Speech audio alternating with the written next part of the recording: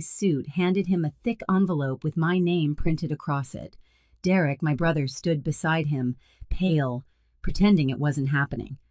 4 days earlier, they'd laughed while I walked out of my mother's dining room after my brother said, "You're not part of the family. Don't show up." I didn't shout. I just left. And now here we were, their world unraveling exactly the way they'd designed mine to. Before I tell you what really happened that evening from, have you ever drawn a line with family and refused to erase it? I remember that Sunday like it was supposed to mean something. My mother called it family dinner the way she always did, as if the word alone could fix the cracks. I spent half the afternoon in my apartment kitchen layering lasagna, brushing garlic butter over bread, choosing a bottle of Merlot I couldn't really afford. It wasn't about the food. It was my peace offering, my proof that I still cared enough to show up. Their house smelled like cinnamon candles and old photographs too sweet, too staged. The laughter I heard from the doorway died the second I walked in. My father looked up from his phone, nodded once. My mother smiled the way she smiled at polite neighbors. Derek. My brother had his arm thrown over the back of his chair, bragging about his new business deal, the one I'd quietly kept afloat 3 times already. I set my dishes down, the steam fogging the plastic table runner, and waited for someone to make room. No one did. Dinner unfolded like it always did, chaotic, loud a performance with no audience for me. They talked about the upcoming family reunion in spring, tossing dates and hotel names around as if I wasn't sitting right there. I listened, nodding, where I was supposed to, heart pounding harder than it should have. I didn't want an invitation. I just wanted acknowledgement. When the conversation paused, I smiled and said as evenly as I could, "Just tell me when the reunion is. I'll book early this time." The words hung in the air for a second too long, then fell flat. My mother's fork scraped her plate. Derek didn't look up. My father cleared his throat and asked if anyone wanted more bread. I should have been used to it by then, the way they erased me in plain sight, but something about that moment made the air feel thinner, sharper. Maybe it was the effort behind my calm voice, or the way my mother refused to meet my eyes. Maybe I was finally old enough to recognize cruelty when it wore manners. I poured myself a small glass of wine and sat back watching the scene play out like I wasn't in it. The golden child and his audience. The mother keeping peace through silence. The father measuring control in tone. I told myself to breathe, to not ruin another Sunday, but a part of me already knew peace that depends on silence isn't peace. It's training for surrender. That was the last Sunday I tried to earn my place at their table. The pause after my question felt endless, and then Derek finally looked up. He leaned back in his chair, that smug half grin he always used when he wanted to land a punch without moving his hands. "You're not part of the family," he said loud enough for everyone to hear. "Don't show up." No one gasped.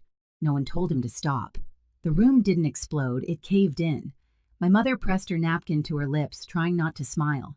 My father slapped the table once, laughing like it was the funniest thing he'd heard all week. The noise filled the room, sharp and tinny, bouncing off the walls. The table erupted in laughter. I remember thinking how strange it was that a sound could hurt more than words. I stared at the lasagna I'd made, steam still rising, the cheese bubbling like it belonged to someone else.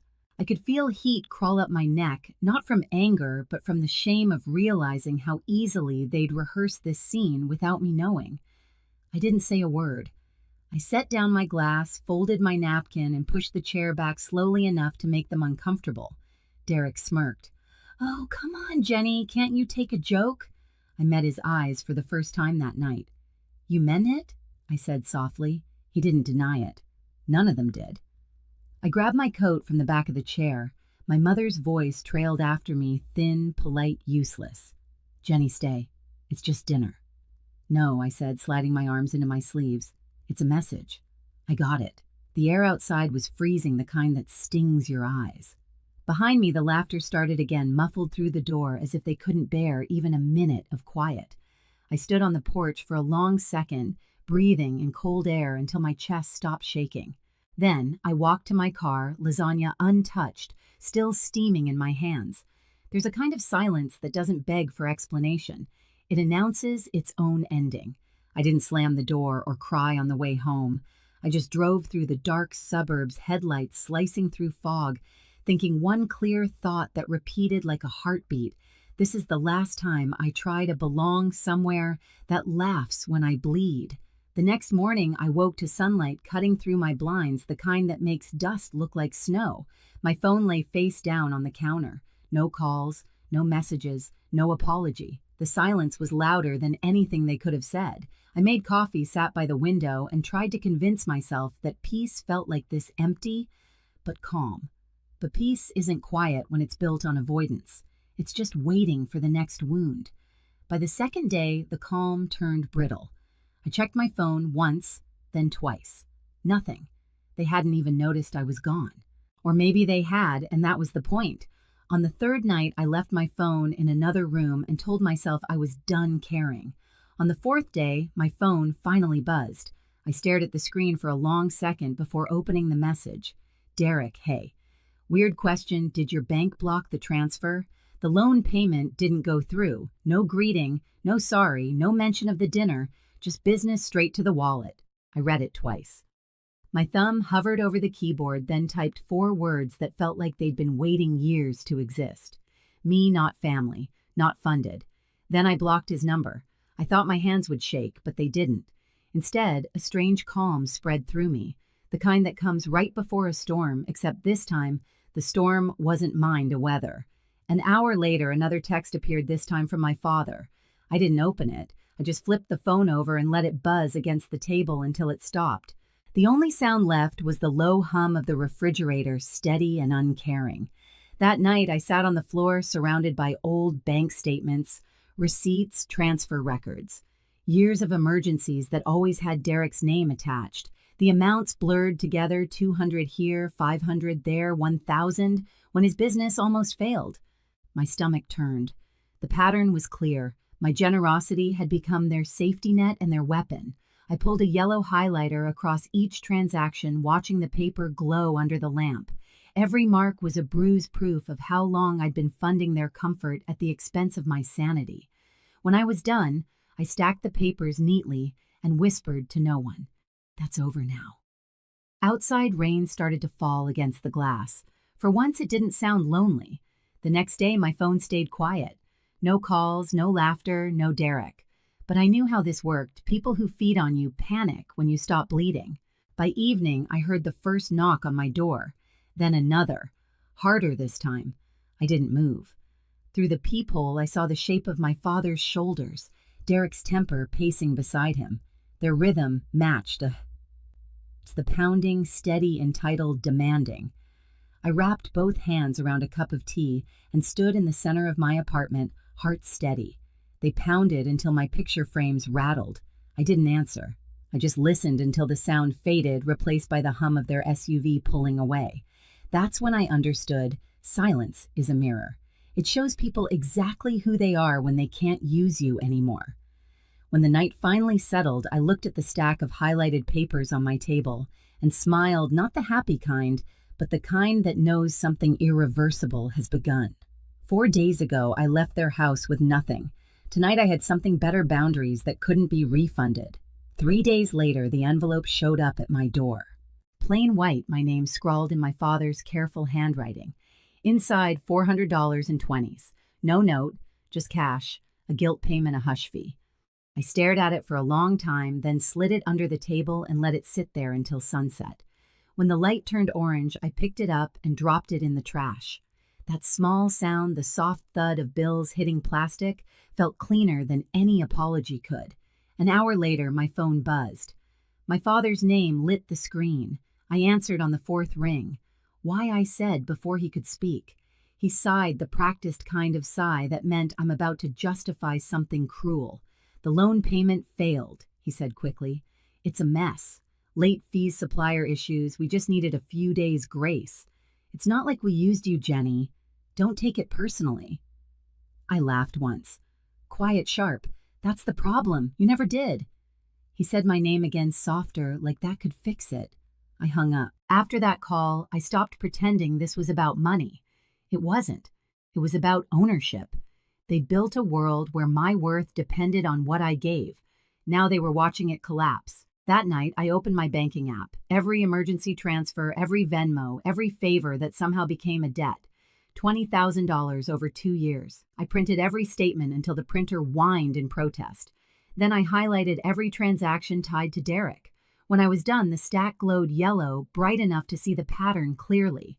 The next morning, I packed it all into a manila envelope, wrote on the front, "This is who I've been. Ask yourself who you've been." I dropped it in the post office box and didn't pay for tracking. If it got lost, that meant it had already done its job. By that afternoon, their calls doubled. My mother left voicemails full of tremors that sounded rehearsed. "Things got out of hand, sweetheart. Come for lunch, we'll talk." Then another at midnight, "Family gets through things, Jenny. Derek's under so much pressure. 4 mentions of family in 1 minute, like a spell." On the 5th day, an email came. Subject: repayment plan. It was a spreadsheet, color-coded, ridiculous. Derek listed amounts he might start paying back next year. At the bottom, he wrote, "Let's move past this. We're family, right?" I stared at the word family until it blurred. That's when the call came from a number I didn't know. "Miss William," a calm male voice. "Thomas Reed Greenlight Legal. We're confirming your co-signature on a $10,000 business loan for Derek William." My pulse stopped.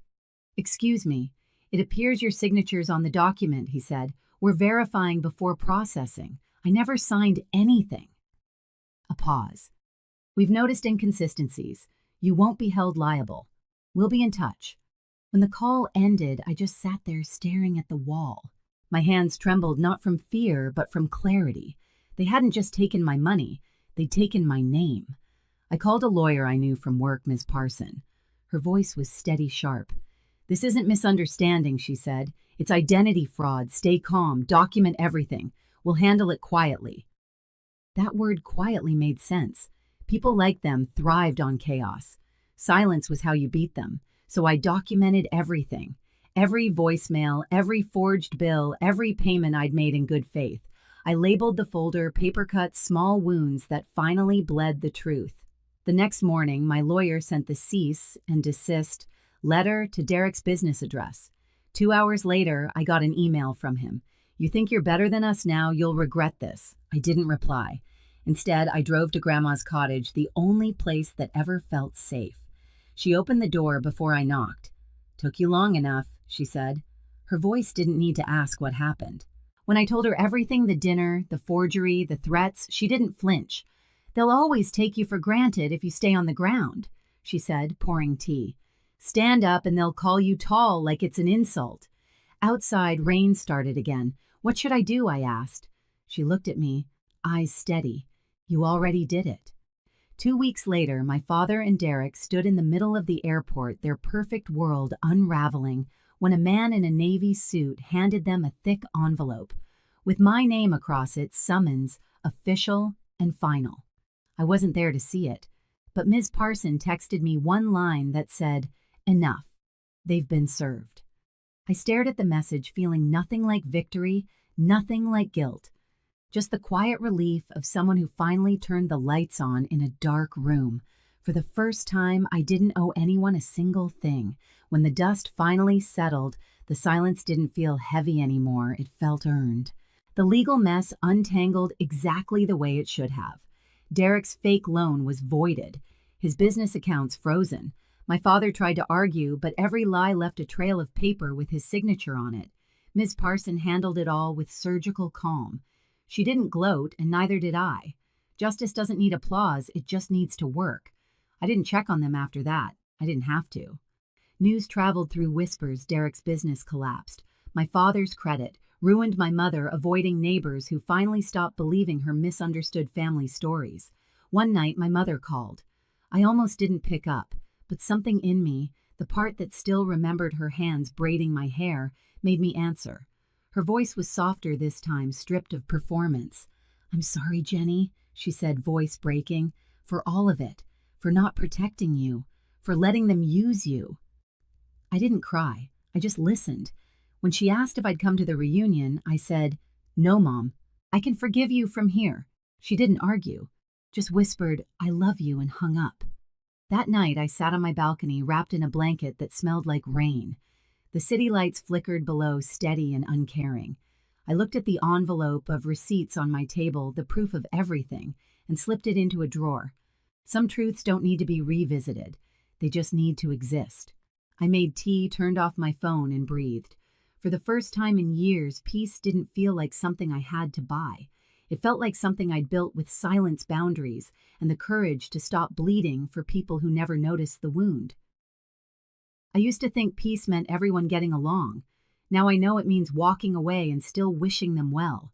My family's reunion went on without me, their table perfectly set, except for one empty chair in the middle. That space said everything I never had to. If you've ever had to choose yourself over people who kept taking, I hope this reminds you, silence isn't weakness, it's recovery. Thank you for listening to my story. Tell me where you're watching from and if you've ever had to draw a line with family. Your stories keep this space honest.